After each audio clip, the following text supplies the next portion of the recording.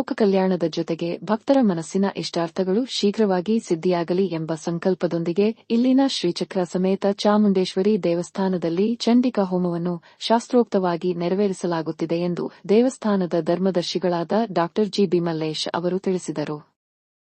ದೇವಸ್ಥಾನದ 2ನೇ ದಿನದ ಜಾತ್ರಾ ಮಹೋತ್ಸವದ ಅಂಗವಾಗಿ ಆವರಣದಲ್ಲಿ ಪ್ರತಿಷ್ಠಾಪಿಸಲಾಗುತ್ತಿರುವ ವಿಶ್ವದ ಅತಿ ಎತ್ತರದ 179 ಅಡಿ ಶಿವಲಿಂಗ ನಿರ್ಮಾಣ ಸ್ಥಳದ ಮಧ್ಯಭಾಗದಲ್ಲಿ ಚಂಡಿಕಾ ಹೋಮಕ್ಕೆ ಅವರು ಚಾಲನೆ ನೀಡಿದರು.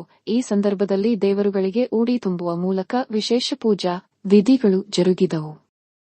ಜಾತ್ರೆಯ ಅಂಗವಾಗಿ 55ಕ್ಕೂ ಹೆಚ್ಚು ಗ್ರಾಮಗಳಿಂದ ಆಗಮಿಸಿದ್ದ 80ಕ್ಕಿಂತ ಹೆಚ್ಚು ದೇವರುಗಳ ಪಲ್ಲಕ್ಕಿಗಳು ದೇವಸ್ಥಾನ ಆವರಣದಲ್ಲಿ ಸೇರಿ ಭವ್ಯ ಮೆರವಣಿಗೆ ನಡೆಸಿದವು. ಗೌಡಗೆರೆಯ ಪವಾಡ ಬಸವಪ್ಪ ಪಲ್ಲಕ್ಕಿಗಳಿಗೆ ಪ್ರದಕ್ಷಿಣೆ ಹಾಕಿದ ದೃಶ್ಯ ಭಕ್ತರ ಮನ ಸೆಳೆಯಿತು. ವೀರಭದ್ರೇಶ್ವರ ಸೇವಾ ಸಮಿತಿಯವರ ನೇತೃತ್ವದಲ್ಲಿ ಪಲ್ಲಕ್ಕಿಗಳಿಗೆ ಮಾಲೆ ಅರ್ಪಣೆ, ಪೂಜೆ ಹಾಗೂ ಉಡಿ ತುಂಬುವ ಕಾರ್ಯಕ್ರಮಗಳು ಶ್ರದ್ಧಾಭಕ್ತಿಯಿಂದ ನೆರವೇರಿದವು.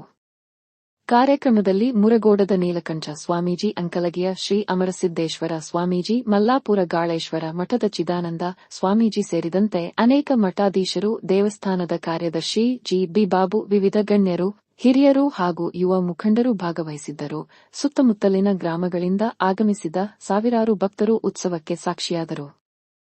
ಸೋಮವಾರ ರಾತ್ರಿಯಿಂದಲೇ ಚಂಡಿಕಾ ಹೋಮದ ಪೂಜಾ ಕೈಂಕರ್ಯಗಳು ಆರಂಭಗೊಂಡು ಮಂಗಳವಾರ ಬೆಳಗ್ಗೆ ವಿಧಿ ವಿಧಾನಗಳೊಂದಿಗೆ ಹೋಮ ಸಂಪನ್ನಗೊಂಡಿತು. ಈ ವೇಳೆ ನಿವೃತ್ತ ಸೈನಿಕರನ್ನು ಗೌರವಿಸಿ ಸನ್ಮಾನಿಸಲಾಯಿತು. ಭಕ್ತರು ಕುಟುಂಬ ಸಮೇತ ದೇವಸ್ಥಾನಕ್ಕೆ ಆಗಮಿಸಿ ಸರತಿ ಸಾಲಿನಲ್ಲಿ ನಿಂತು ಬಸವಣ್ಣ, ಪಲ್ಲಕ್ಕಿ ಹಾಗೂ ಹೋಮಕುಂಡಗಳಿಗೆ ನಮಿಸಿ ತಮ್ಮ ಇಷ್ಟಾರ್ಥಗಳಿಗಾಗಿ ಪ್ರಾರ್ಥಿಸಿದರು.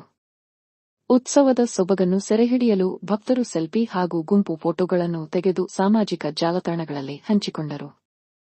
ದೇವಿಯ ದರ್ಶನ ಪಡೆದ ಎಲ್ಲ ಭಕ್ತರು ಅನ್ನಪ್ರಸಾದ ಸ್ವೀಕರಿಸಿದರು.